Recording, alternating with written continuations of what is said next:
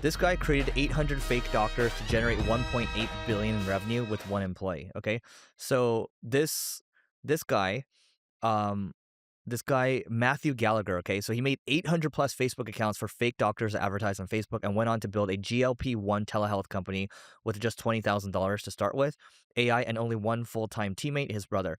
So it generated 401 million in 2025 and could reach 1.8 billion in 2026. So this is the guy over here, and then Did he these get are all the ads sued? that he's running.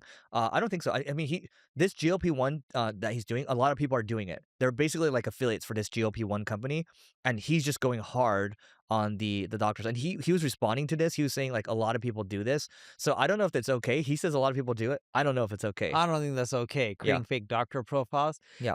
Typically, when you can make money in marketing that fast, Yeah. something's wrong. Easy come, easy go. Yes, and it's gonna get shut down. So, Yeah. but if you made your money really quickly, great for you. But me personally, I wouldn't want to do something unethical like create fake doctor profiles. I think we're going to see more, maybe not exactly like this business model, but I think we are going to start to see more one person billion-dollar companies with one employee. Like, just because he used AI to write the code, which isn't really that sophisticated, produce the website copy, generate I really think his main wedge was he pushed hard on AI ads piece, because someone else on X responded saying, I'm in this space as well. Everyone knows this guy. He's just super aggressive with the ads. And that's what you need to do as an affiliate. You need to be hardcore. That's how the biggest affiliates win. Yes, but you also have to be careful because if you're super aggressive, you can get sued too because you're probably making claims and promises that you shouldn't be. Yes. And so we're not saying you should do that, but I think we're saying be aggressive and you'll be able to do well. Or let me rephrase what Eric is really saying. He's not saying be aggressive from the aspect of creating false promises and Yes, don't do ads. that. He's saying be aggressive with AI and have it help you scale up faster. Correct. Sorry for interrupting you. No, you're fine.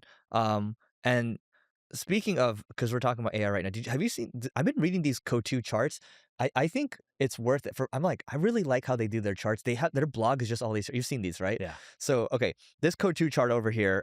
Those of you that can't see it, I'm going to explain it. Neil can re-explain it as well. So if you look from 1900 to 1960, this is the adoption of the tractor. Okay, so the tractor decimated farm employment, but led to the greatest expansion in U.S. history. Okay, so when you look over here, you have 12 million agricultural workers in the beginning of 1900, and then manufacturing starts to take off, okay?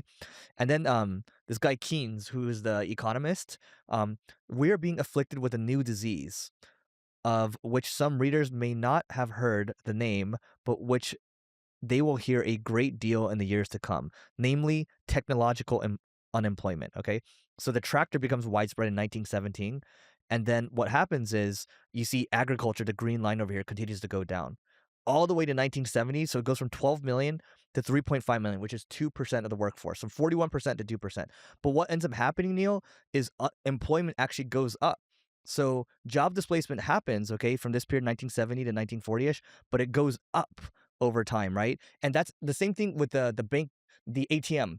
The ATM, when it came out, people were like, oh my God, everyone's going to lose their jobs, blah, blah, blah. There's a period of time where, like, sure, there's some job displacement, but after, what happened? More banks opened, which created more employment. So I think short term, yes, fear. Long term, everything's going to be okay. I'm with you. And I think Mark Andreessen talked about how he believes that we're going to see a massive boom because of AI. And I agree with that. Yeah. We're seeing it actually create more employment opportunities than it did before. Yes, it's also reducing employment, but it's about how can you shift people from a job that can easily be replaced, retrain them, and put them into something else. Here's what I'll say, Neil. This is just my observations. I will say that, everyone on my team's a good person, right? I will say the interns are completely cracked out right now. Okay, so the interns are extremely hardworking, all in on AI. Okay, that's one piece. The second piece is the engineers and the product people, all in. Okay, when you talk to them about this stuff, they're just working around the clock. They are working until their eyes hurt, right? And so I actually think so. I have two Nvidia DGX Sparks arriving today, so I'm gonna be working on that over the weekend. I think my token costs, even though I'm reducing it with this infrastructure, I think it's going to go way higher because everyone's starting to use it like this. And so what's going to happen is I was doing the math. I'm like, man, maybe even 36 months out, I'm going to need the power of 336 H100s from Nvidia. And by that time, it's going to be something else. But this thing's called Jevons paradox.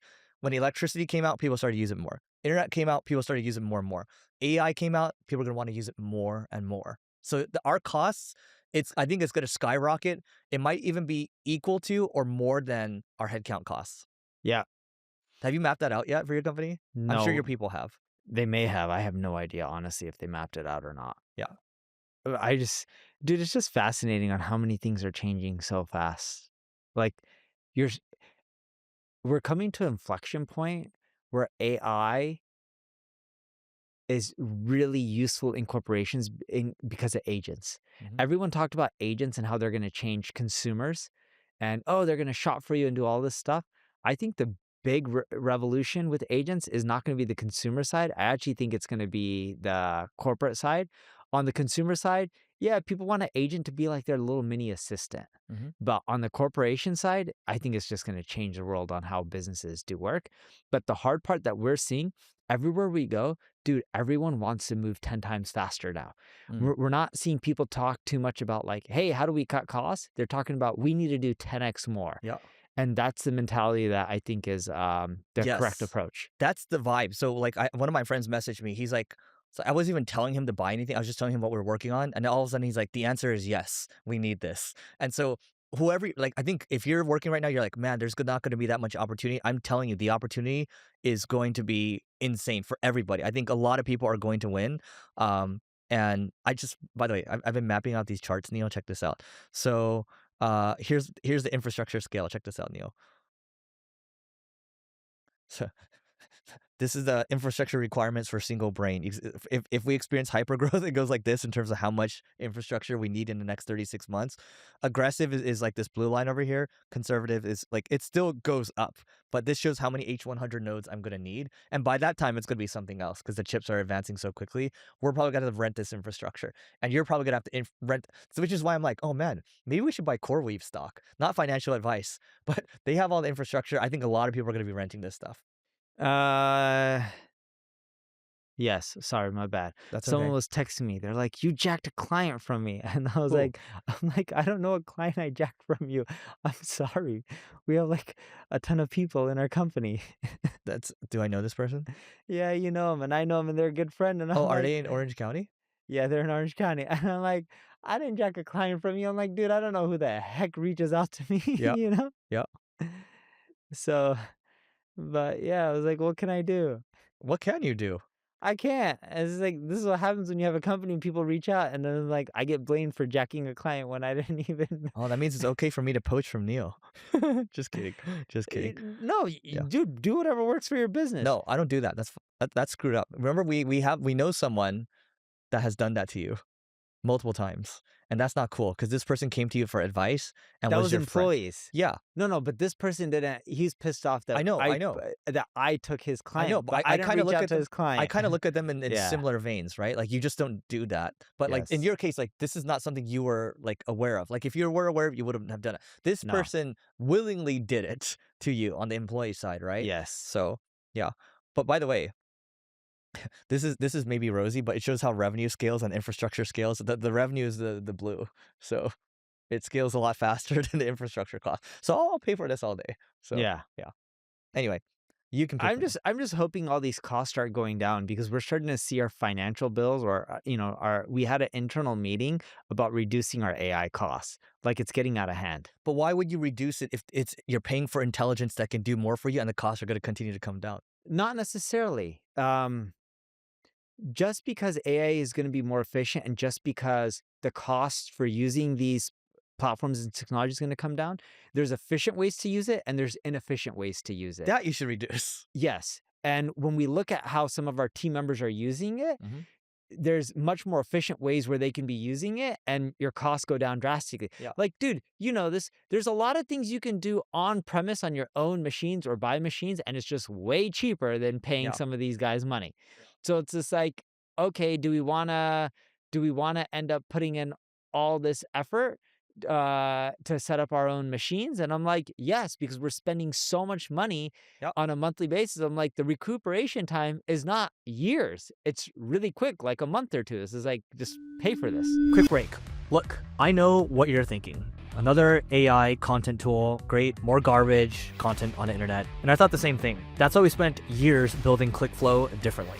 Here's actual feedback from a user. It's sophisticated, grounded in real language, authoritative, but not academic. You've hit the sweet spot. That's not AI slop, that's content that you would actually publish. ClickFlow also helps with things such as internal linking, building FAQs, and reporting on the content performance. If you're skeptical, you can just go to clickflow.com and try it for free for 14 days. And if it sucks, just cancel. But I don't think you will. Back to the show. I'll explain it this way.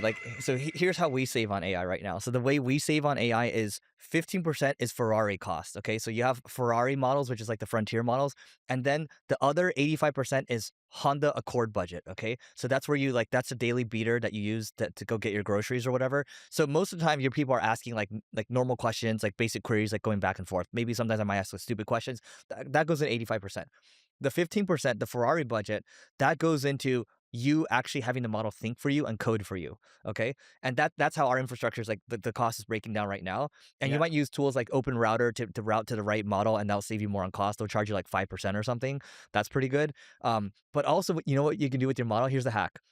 If you tell your model to speak like a caveman, that saves you a lot on costs. So it's like, Yeah. me code this now. Me need this. I'm not even joking. Like it's cuts down to like 50 to 70% of costs. I'm not even joking. Yeah. Yeah. It probably is. Yeah. I haven't actually looked at the breakdown, but it probably really Yeah. is. Yeah. So like, And then what do you think of the outputs? I don't think people are getting the outputs they really want, but they're burning the money. oh, here I have an example. So there's this gal Clairvaux that shares this on her Twitter. So her open call is full caveman right now. So here, check this out. Uh, oh my god, she tweets a lot. Okay, here we go. Check this out. Need find files. Need maybe scripts in another directory hidden, grep. Need locate script, maybe grep with find plus grep. Need likely there's another script for mention monitor generating worth engaging. Maybe system uses X search. Search worth engaging. Yeah, what we're starting to analyze on our end is how much are people using internally? What's the output that they're getting? And how much of the output do they actually use? Because there's Continue. a big problem right now, at least what we're seeing in marketing departments. Yes, people are using AI. Yes, there are some efficiencies to be had, and you can say you can save on employees or whatever, but you're paying these LLMs and it's not cheap. And what you're finding is people are using them for whatever they want. And a lot of the stuff that they're using AI for, A, they may have not needed to use in the first place, and B, the outputs that they were created, uh, they aren't using it because they weren't happy with it, but sometimes they are using it, sometimes they're not. So if you start looking at the wastage and how much money you're spending on that, it's adding up for like big companies to be millions of dollars a year. And you know me, I go through credit card statements line item by line item and expenses, and I'm like, dude, they're just waste. How do we cut the waste? Dude, the good news now is we started getting paid for a sponsorship, so that's why you're not getting bills for a while. So for this stuff. We have been for a while now. No, they just started paying. We just got the first payment on that one. Oh, but we were doing it for a while. We just started Yeah, yeah, yeah, receiving yeah, the yeah, checks, is yeah, what yeah, you're yeah, yeah. saying. Yeah. But before then, dude, we had sponsors for a while. Did she ever pay up on all the other stuff? Or did the other company ever pay up on the other stuff? We didn't get that much. It was like it came over to cover our costs. We didn't get a lot. We got she would send us payments for like $10 sometimes. Like But I thought we were doing all these sponsorships. And she's like, look at all these contracts that I we were got you. declining a lot. We just didn't want to do these things. Yeah. It was stupid. So, but we did cover all of our costs going through her. We didn't make a lot though, which is why we came off of it. It was a terrible deal because her people promised the world Yeah. and they didn't deliver on much. Here's what I'll say about that. Then I want to come back to what you're saying too. And I'm starting to forget what you're going to say too. But what were you just talking about before I cover that? Just AI costs. Okay, so we'll come back to AI costs. So the partnership. So what had happened, Neil, was I was talking to a bunch of people, and a lot of people had a lot of followers. And even when I talked to the HubSpot team, that team, like when they heard about this team, they're like, oh, like I'm like, why are you guys reacting like that? It's like it's not good to work with. Like, and everybody I've talked to is like, it's not good to work with these people. So we tried it, didn't work out.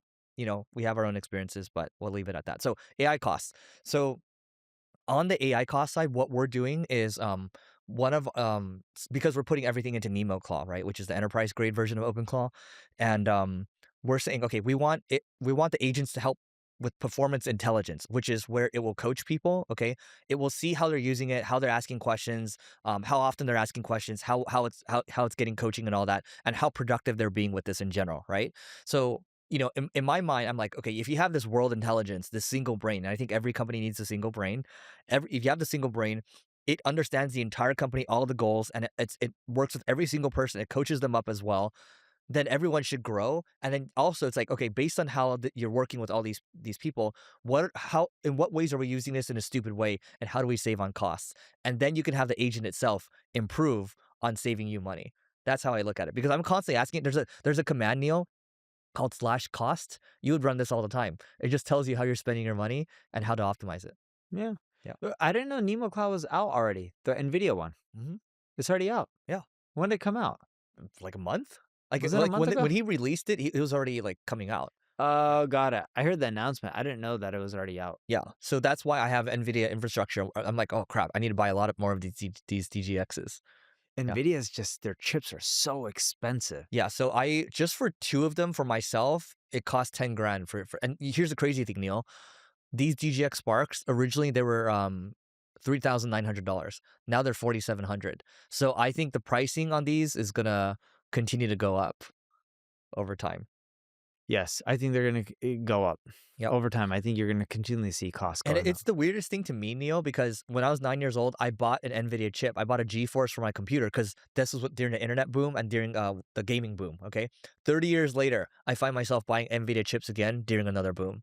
Yeah. So everything kind of comes full circle. Yeah. So What else do we have on? Oh, the 4 levels of AI marketing. I was curious on this one. I okay, haven't read this one yet. so this one is from Anthropic's single employee. Remember they had that single growth marketer. So he has mapped out the 4 levels of AI marketing use. So most people sit at level 1, automating what they already do. So level 1, Neil, automate what you already do. So reporting, copy, data pools, like using it at a pretty rudimentary level. That's level 1.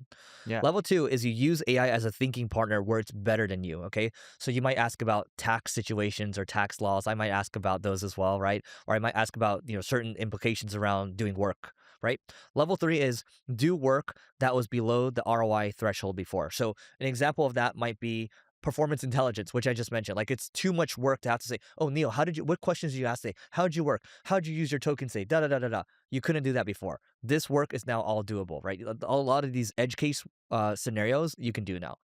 Level 4, build custom tools only you would ever build, okay? So level 3 is work that never existed before, so stuff nobody did because the manual cost was never worth it. So mining negative keywords across every ad group, checking your full site for broken links daily. Same logic applies to content research, QA, competitor monitoring, and work that existed in theory, but nobody had the hours for, which is kind of how we're using our thing for. Level 4, which we just talked about, is where the ROI compounds. So there are hundreds of AI marketing skills and plugins floating around GitHub right now. Most of them work in theory, but fall apart in practice because they are built for general use cases, not your case. Your business has specific data, specific workflows, specific edge cases that no generic tool will ever cover. The people building custom tools around their own problems are the ones pulling ahead, which is similar to what Ramp is doing with Glass. They don't want to use any off-the-shelf software. They're building it for their solution. Their single brain version is that we have our own single brain version, and then we're working on selling that. But I think every company has their own institutional AI that they need to have. I believe you level 1, the automate what you already do, reporting, copying, data pulls, etc. I don't think people will be using the LLMs directly for that. I believe they're going to start using most of the software companies for that because it'll just be cheaper and more efficient. I think they're going to be using a lot of these Chinese models. I'll tell you that much. So the Chinese models are really good. And they're really cost effective. Quinn, Kimi, they're all amazing. Gemma, even from Google, Gemma's amazing. You can run it on like a crap computer, and it's amazing.